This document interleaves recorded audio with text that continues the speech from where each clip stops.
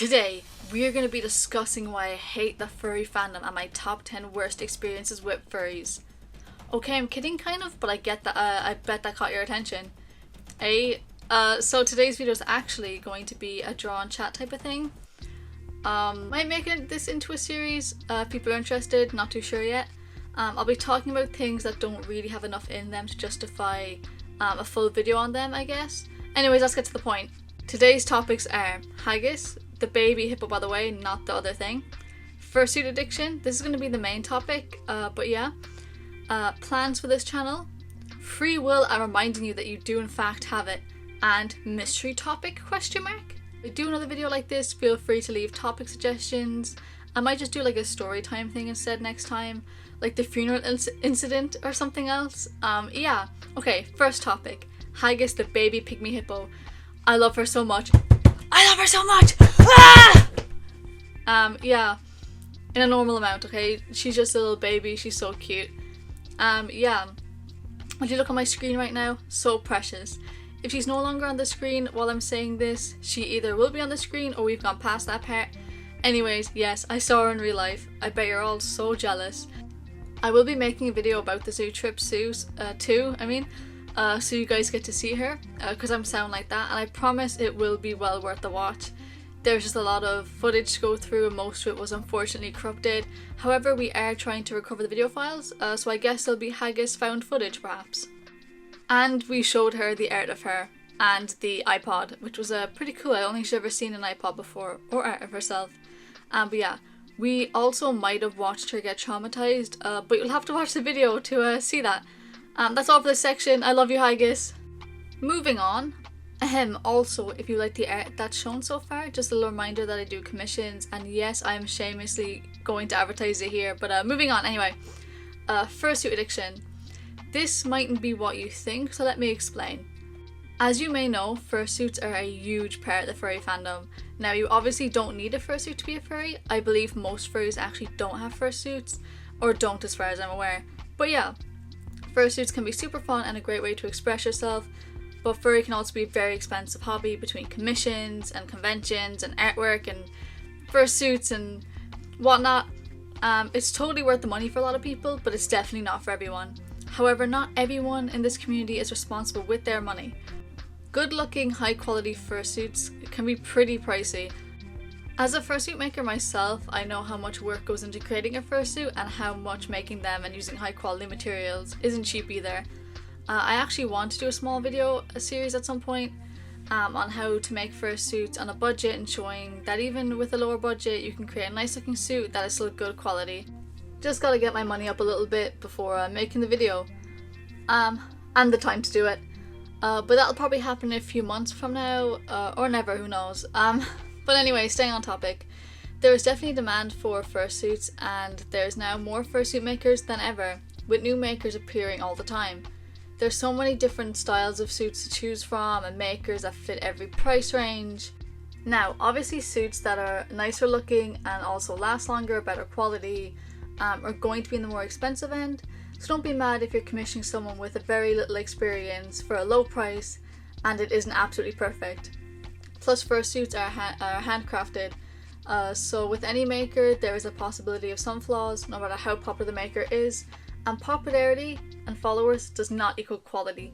There are plenty of good makers who have really nice suits, well, like they look nice but the quality really isn't there, so you know, do your research. Okay, now on to the actual point. I don't think a lot of people are aware that being addicted to fursuits is actually a thing.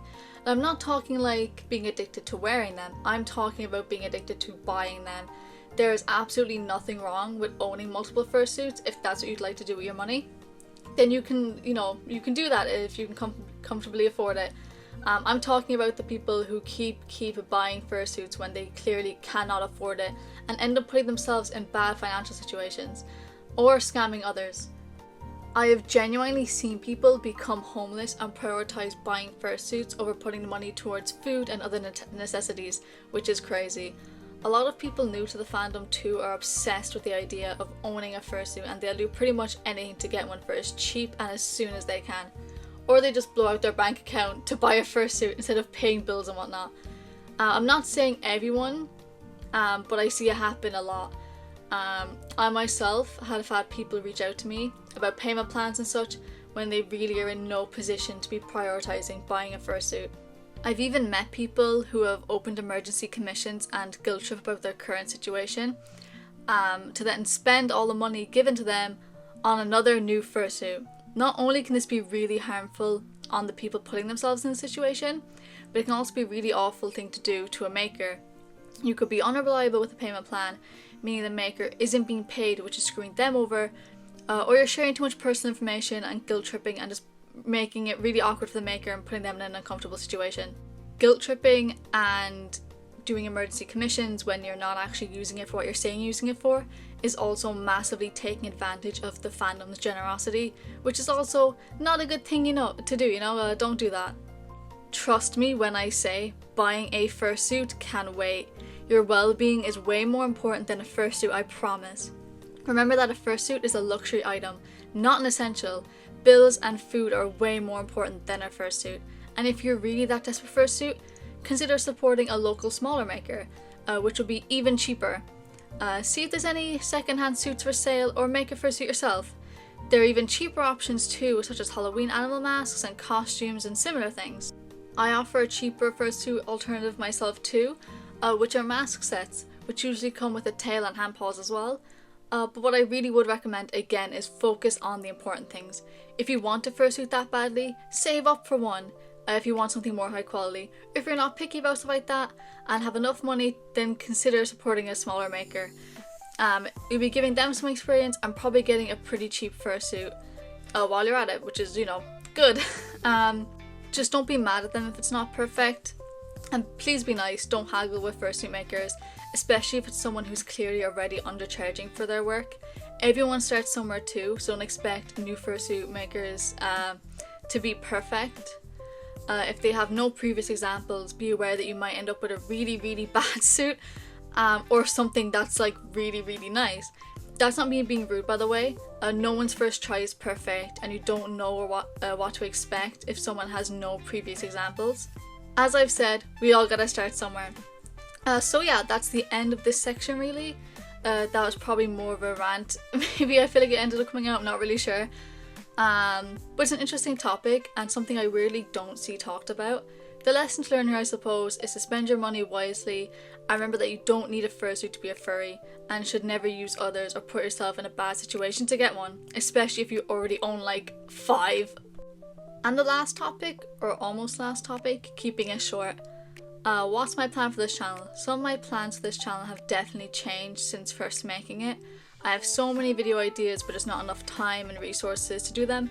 I'm doing my best, but there's only so much I can do. When I'm less busy, I want to put more time into YouTube. Things will also be so much easier when I finally get electricity in my workspace. Like genuinely, I am beyond stressed over it. There will be vlog style content coming up when Confuzzled comes around too. I'm hoping to get a few videos filmed while I'm there. I'm definitely better at vlog style content compared to scripted style voiceover content like this. But yeah, I have big plans. I also heard there was backrooms or something. Backrooms around Confuzzled.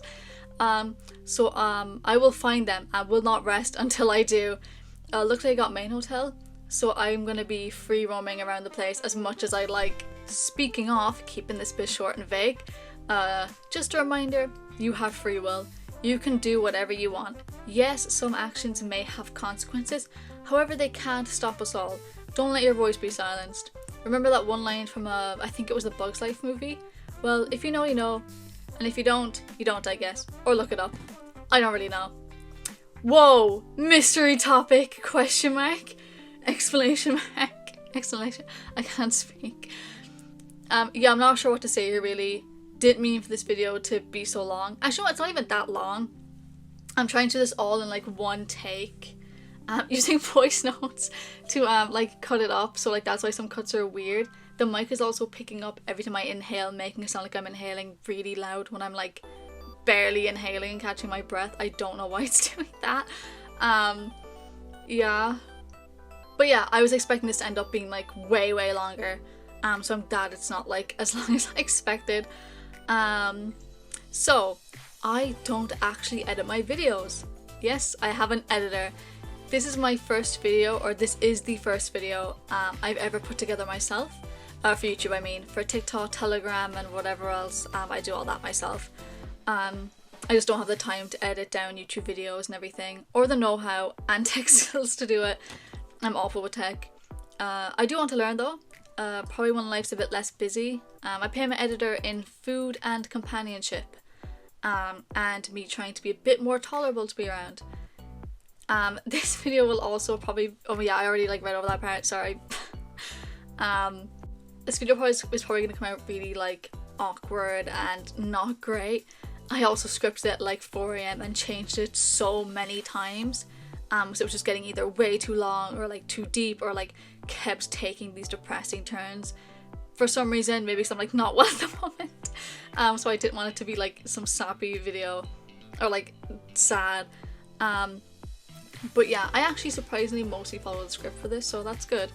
But that's the end of this video. Thank you so much for watching all the way through. If you made it this far, I really do appreciate it a lot. Maybe you guys like hearing me yap. I might do more of this, hopefully, who knows. Feel free to check out my socials.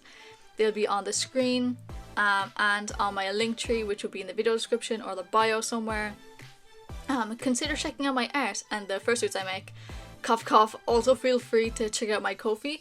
Currently there is no content posted behind the paywall, so you can view everything for free. And you can help support me in my work if you'd like. Okay, bye!